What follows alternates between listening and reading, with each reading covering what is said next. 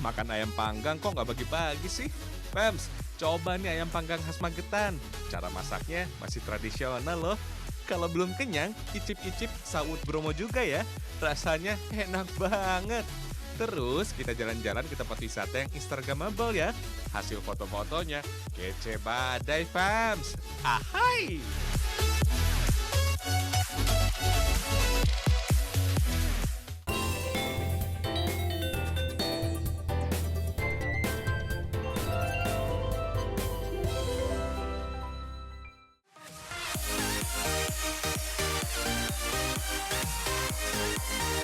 Eh, ngapain tuh?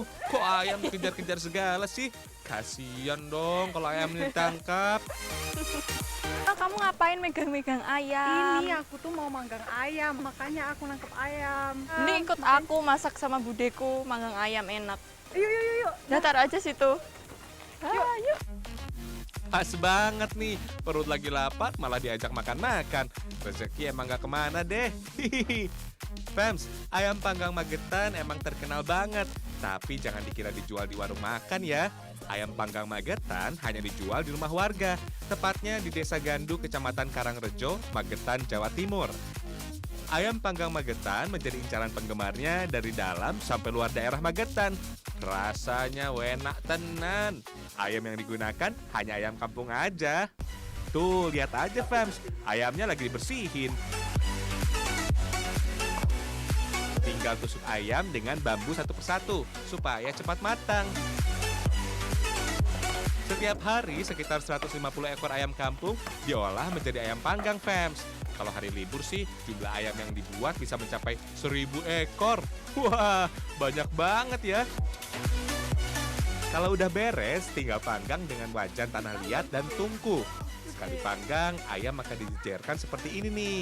Jumlahnya bisa sekitar 20 tungku. Cara panggangnya juga nggak boleh sembarangan, fams. Itu kebalik panggangnya. Kebalik tuh ya. Waduh, nah ini Harus panggang di bagian luar ayamnya dulu. Kalau udah matang, ayam tinggal dibalik deh. Masak ayam panggang secara tradisional. Ternyata ada alasannya loh, fams. Di sini pakai kuali tanah ini tuh manggangnya merata sampai ke daging, dalamnya mateng. Kalau pakai arang, luarnya masih sudah mateng, gosong, tapi dalamnya masih mentah. Jadi tekstur dan bumbunya bisa meresap sampai ke dalam daging ya. Oke deh, proses pemanasan yang lama membuat wajan tanah liat menjadi cepat bolong tuh fams. Sedikit aja wajan bolong akan pengaruhi tingkat kematangan ayam. Dan cita rasa masakan ayam panggang jadi nggak terlalu enak. Pantesan aja wajan tanah liat yang digunakan juga harus diganti setiap 2 hari sekali. Kebayang nggak tuh berapa jumlah stok wajan tanah liat yang dipakai? Banyak banget pastinya. Saat diganti, wajan tanah liat yang dipasang harus ditambal semen di sekelilingnya. Tujuannya sih agar api tidak bisa keluar dari dalam tungku. Jadi ayam panggang nggak akan cepat gosong deh. Kalau kayu bakar yang digunakan bisa jenis apa aja, fams, kecuali kayu randu dan kayu mangga. Soalnya kedua jenis kayu itu panasnya tidak stabil dan terlalu banyak mengeluarkan asap. Lalu ayam dipanggang sekitar 20 menit, fams. Kita ulek bumbunya deh, fams. Ada kemiri, bawang putih, garam, bawang merah, dan cabai rawit.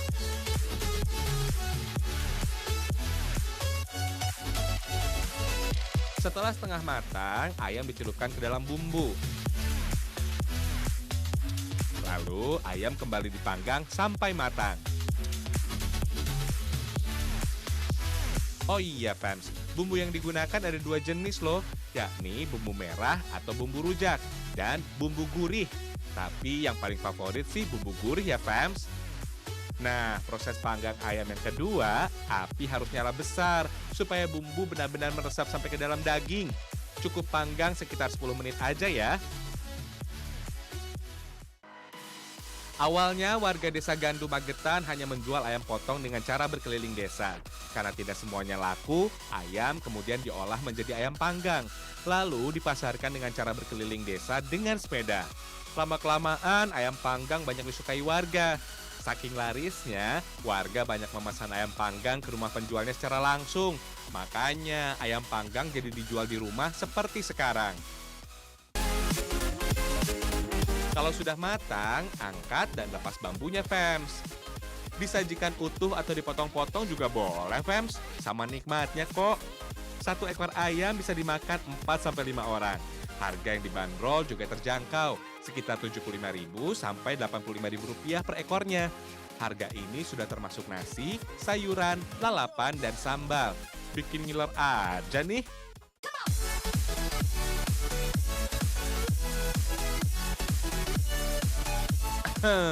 Rasa ayam panggangnya khas banget. Bumbu gurih dan daging ayamnya empuk banget. Enak tenan pokoknya. Kalau mau coba, sebaiknya datang pagi hari ya, Fems. Kalau kesiangan, ayam panggang pasti sudah ludes terjual tuh.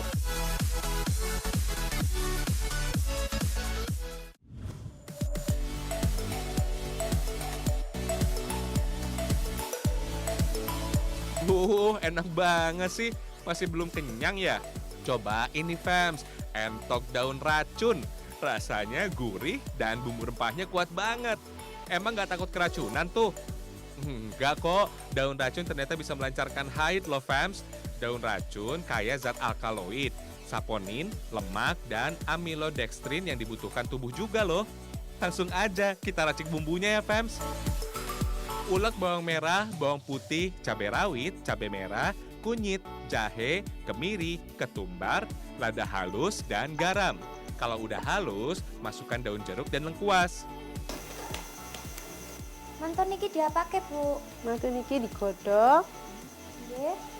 Kenapa kok digodhog, Bu? Kuwi ku kan nenek dadake, dak getah. Jadinya harus digodhog. Oh, nggih, nggih. Masak daun racun sebentar dengan garam. Kemudian bersihkan daging entoknya. Cuci dan beri perasan air jeruk nipis dan garam agar daging entok tidak bau amis. Jangan lama-lama merebus daun racunnya, Fems. Bisa-bisa malah hilang zat baik di dalamnya. Sayang kan? Selanjutnya, tumis bumbu yang sudah dihaluskan tadi. Kalau sudah harum, masukkan potongan daging entok. Beri air secukupnya, lalu masak sampai mendidih dan bumbu meresap ke dalam dagingnya. Jangan lupa masukkan daun racunnya. Biarkan beberapa saat. Angkat deh. Sajikan entok daun racunnya. Gampang kan buatnya?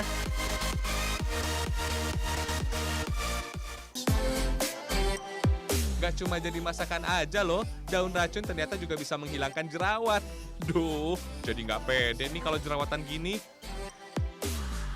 Caranya gampang banget, Fems. Tinggal tempel getah daun racunnya aja pada jerawat. Kandungan antibakteri pada getah daun racun ternyata ampuh mengatasi jerawat membandel loh, Fems. Praktis dan murah meriah. Kulit wajah dijamin aman deh dari serangan jerawat. Ahai!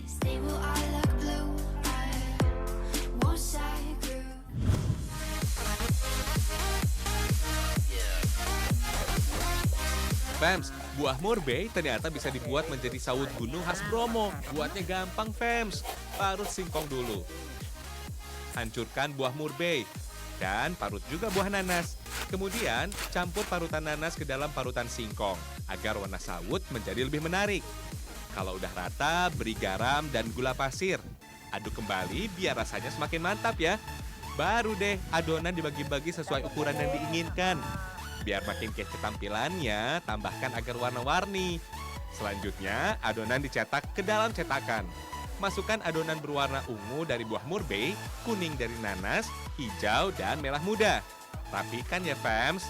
Jangan lupa beri tambahan daun pandan di atasnya agar aroma sawut Bromo semakin harum. Kukus beberapa saat hingga matang. Tinggal beri hiasan agar makin menarik ya, Fems. Untuk membuat lautan pasirnya, gunakan kelapa parut. Kalau batu-batunya, hias dengan buah murbei. Jadi deh sawut Gunung Bromonya. Bentuknya jadi mirip Gunung Bromo, Fems. Siap mau coba? Enak. Meski terlihat sederhana, sawut Bromo mengandung magnesium yang bisa menurunkan tekanan darah tinggi. Kalau buah murbeinya kaya antioksidan. Ampuh mencegah penuaan dini, bikin kulit sehat dan awet muda.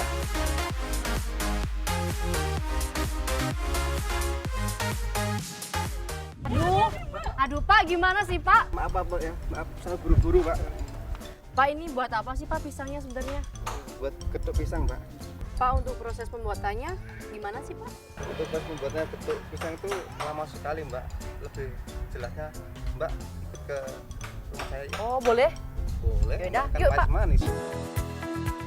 Ini ya Pak ya. Jadi penasaran deh, Fems. Gimana ya cara bikin getuk pisang? Kita lihat ke tempat pembuatannya aja yuk. Fems, getuk pisang adalah makanan khas kota Kediri, Jawa Timur. Pas banget loh disantap saat sarapan pagi karena bisa menghasilkan energi dengan cepat. Getuk pisang juga mengandung kalori, protein, lemak, karbohidrat, kalsium, fosfor, vitamin A, B1, dan C. Sehat deh pokoknya, Fems.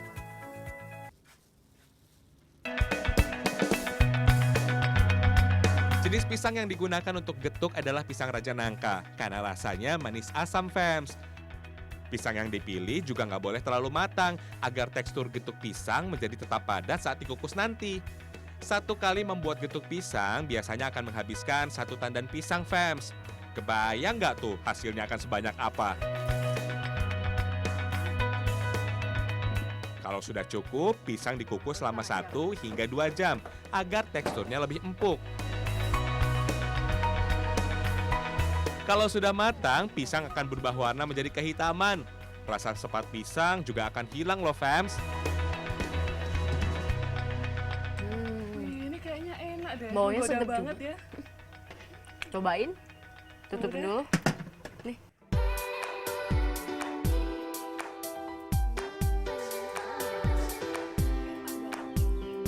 Aduh, doyan apa lapar sih? Ayo kita bantu bikin getuknya lagi, Fems. Hihihi.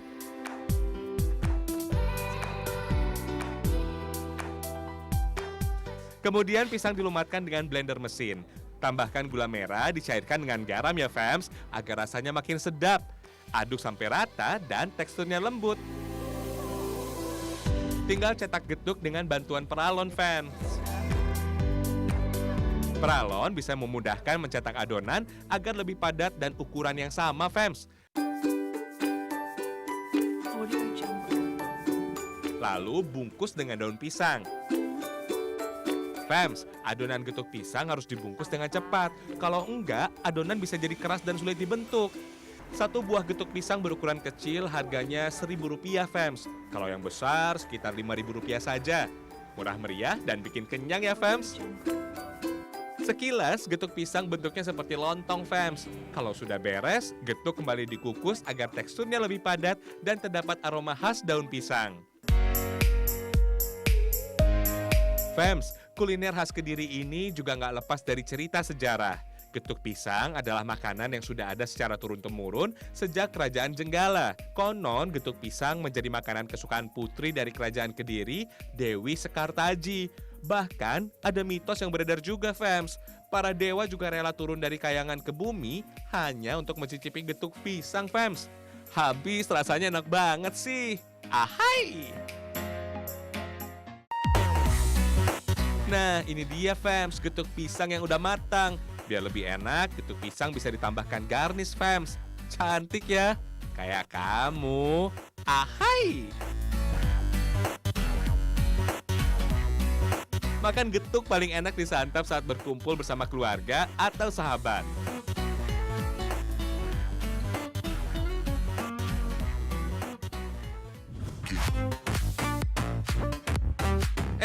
Mau kemana tuh? Widih, foto-fotonya keren abis. Instagramable banget deh. Sesaat lagi ada informasi menarik lainnya loh, fans.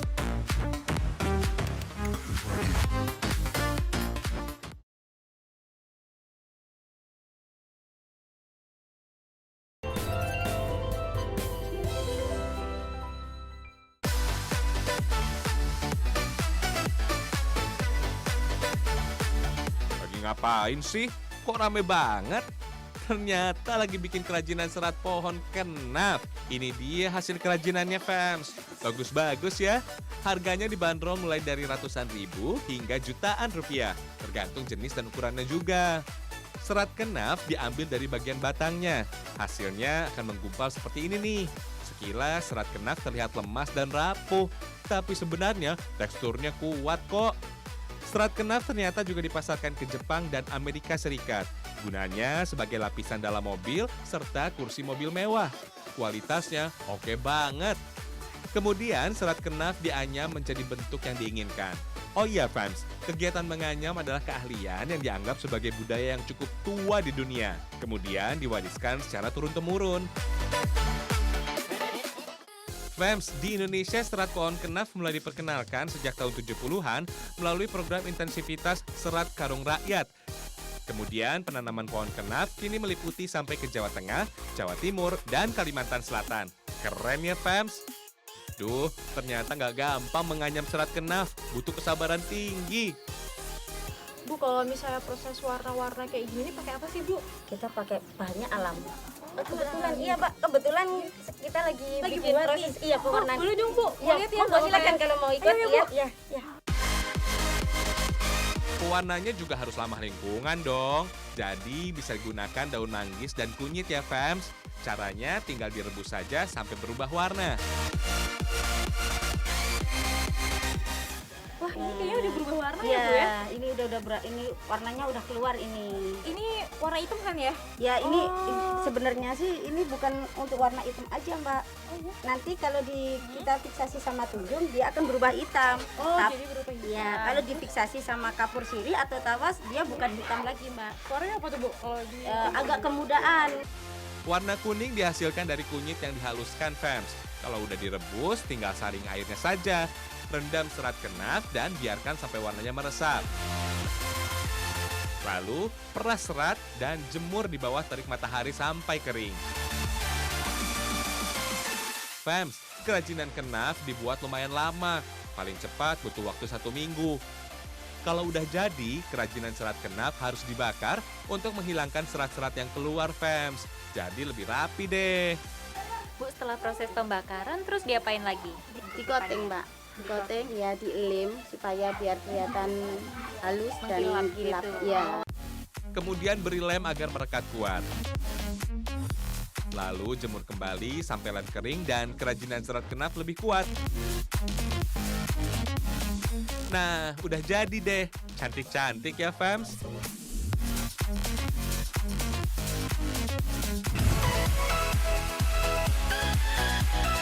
Widih, foto-fotonya keren banget sih.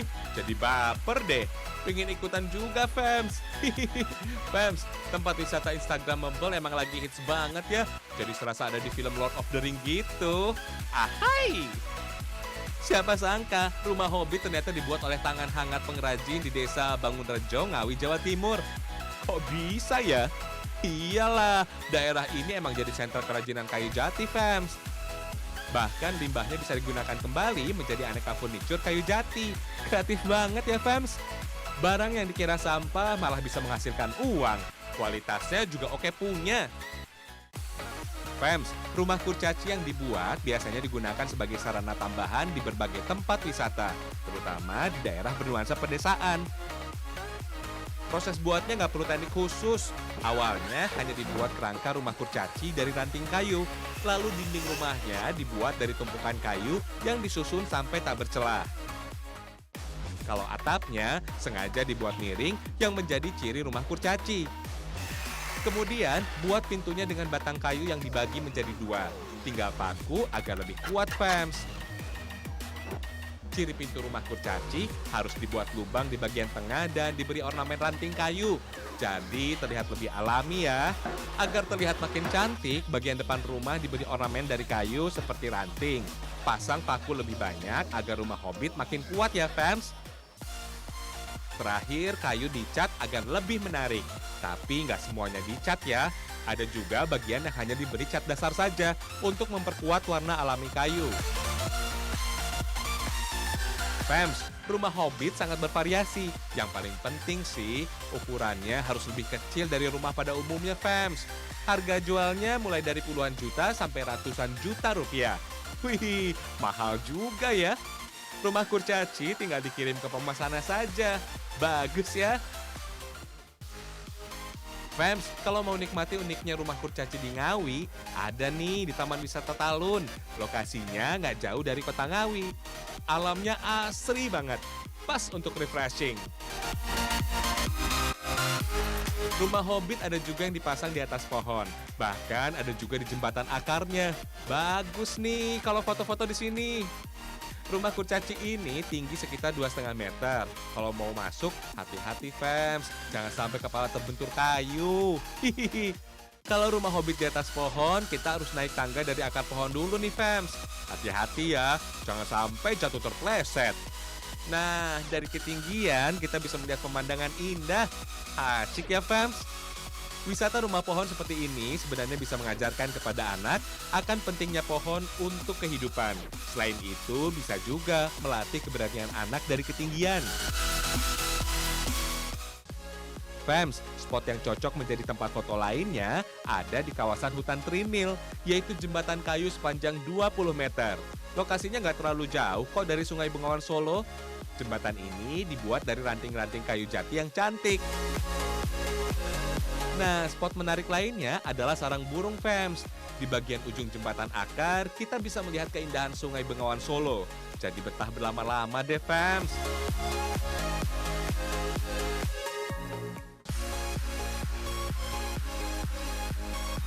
Fams, sampai di sini dulu ya ulasan Ragam Indonesia hari ini. Besok kita ketemu lagi di jam yang sama. Tetap cintai Indonesia dengan segala keragamannya. Cintai Ragam Indonesia. Bye-bye.